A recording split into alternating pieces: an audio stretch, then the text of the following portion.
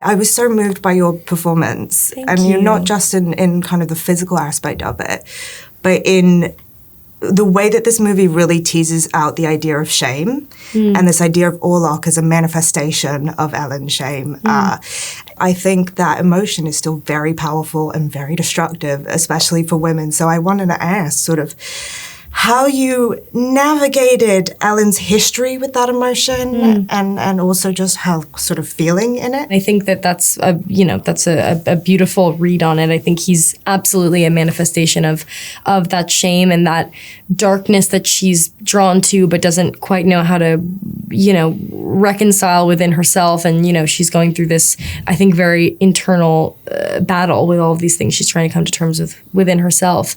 And I think it's, in a way, a commentary on shame, a commentary on desire and the shame that comes from that, especially when you're talking about a world that was, of course, so oppressive to women and so controlling, and that if you strayed from the path of what you were supposed to be, that you were like immediately kind of very ostracized.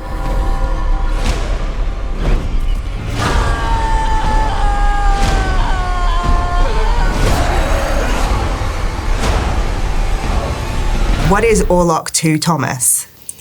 I think even listening to you talk then, for Thomas, because he hasn't, you're lonely because you can't share this darkness with him. And I think it's something that he hasn't explored, the darkness within himself or within the world in many ways. He's kind of someone who's very practical. He's a very loving, caring husband, but I don't think his naivety has meant that he's not able to support you emotionally in the level that you need.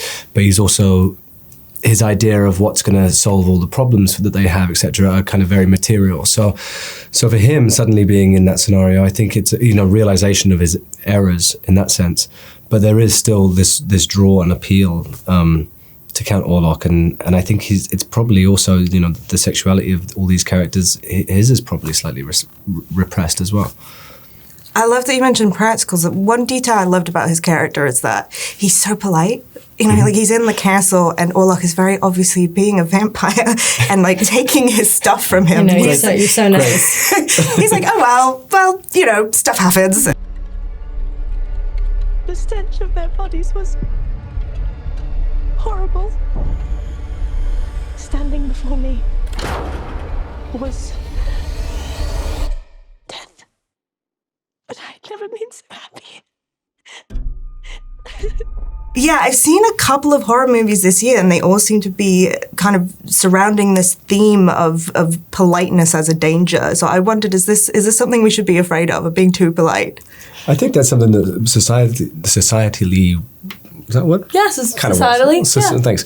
I think it's people are learning better to how to fix and command their boundaries. I think that's something that people are really learning to do more and more. Yeah. And I think there is a couple of the films I've seen as well. It's like, oh, obviously you want to get out of there. But politeness or like not wanting to upset anyone causes you to be kind of put yourself at risk further. I'm watching it for the first time with an audience, like in LA not long ago.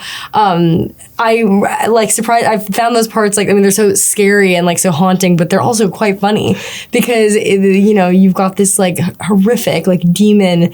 Yeah. Being so scary and creepy, and yet you're so nice. It's hilarious, and yet you're so scared that you're crying.